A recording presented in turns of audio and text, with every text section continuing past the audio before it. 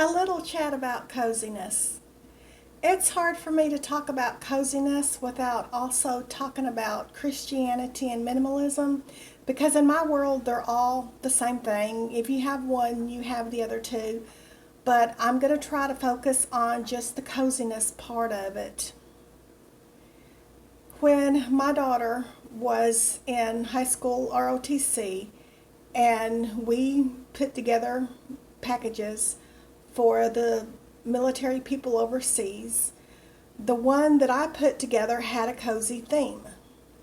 It's been a long time ago, so I don't remember everything, but I think it had packets of hot chocolate, packets of coffee, a mug to drink that coffee and chocolate in, packets of cookies, fuzzy socks, a fuzzy lap blanket, and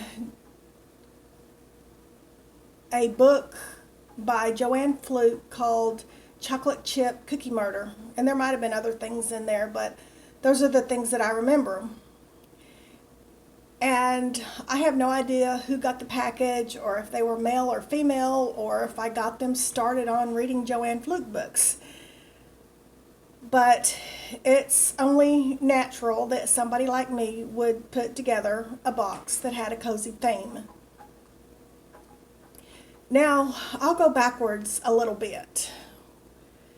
When I was a child or a teen, as far back as I can remember, I've always craved coziness. Even though I didn't use the word back then, I don't think I'd ever heard of it, but I craved comfort and security and safety.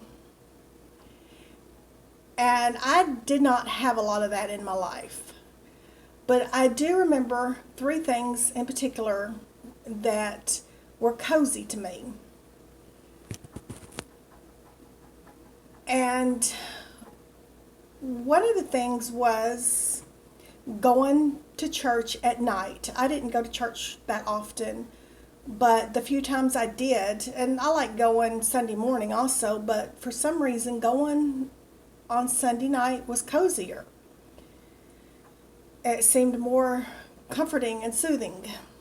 And another thing that I found cozy when I was a teenager was that grassy area in front and on the side of the church. I don't know why, but it seemed like I could just go to that spot and I would be safe.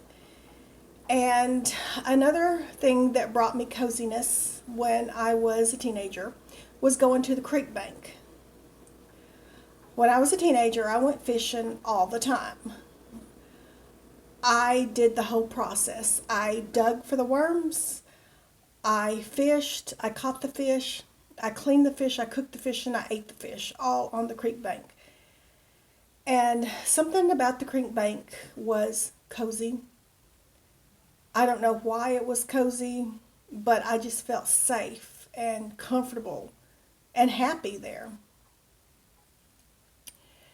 And then when I became an adult, there still wasn't much coziness in my life. I looked for comfort and security, and I still craved it. I envied the model apartment because it was just perfect and clutter free. I also envied museums or historical houses because they were perfect and clutter free. I wanted my living space to be like theirs, but I had too much clutter. I later realized that I love fluff.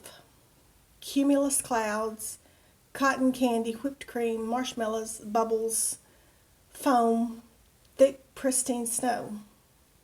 Stuff like that just looks so good and so inviting. But I was upset because the clouds were just air. You can't really lounge on them. When you see a cumulus cloud floating by, there's no person lounging on them. And I was upset because I hated the taste of cotton candy, but it was so pretty. And I hated the fact that whipped cream and marshmallows was mostly just sugar And I hated the fact that the snow, even though it was so splendid, it was cold and I didn't want to be around it. So all these things looked pretty, but they wasn't doing me any good. And I wanted them to do more than just look pretty. And I later discovered Cozy Mysteries, and that added a whole new level to my cozy world. There are a lot of good cozy mysteries out there. I love them. And I also later discovered that I can make my apartment like the model apartment or a museum. I just have to do it myself. Nobody's going to do it for me. And just for the record, something else that I find comforting and soothing is the scent of roses. I wish I had a rose garden, but I don't. And I later realized that the things I mentioned, such as the clouds, the snow, the cotton candy, etc., are physical representations of true coziness. True coziness is mental, emotional, and spiritual. You can declutter and make your space pretty and dainty, and you can have all the rose gardens you want. But if there's no love and safety, then your space is nothing more than clouds that you can't really lounge on.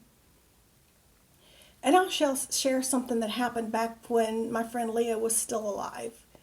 She was sharing an apartment with her baby and another woman, and when Leah and her daughter had just moved to another state, I had gone to her old apartment. It was just now her old roommate living there, and it was so cold. And so I told her that her old apartment was so cold when I went over there. And she said, yeah, she probably doesn't keep the heat turned up very high. And I laughed. I said, no, not physically cold, mentally cold. It wasn't cozy anymore after Leah left.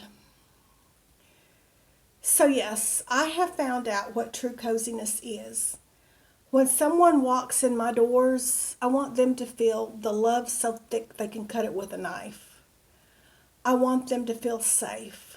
I want people to feel secure around me, whether it be my own kids or grandkids or people at work. And I don't mean this in an arrogant way. I'm nobody special or important. I just don't want people to say, oh, there's that mean lady with the attitude.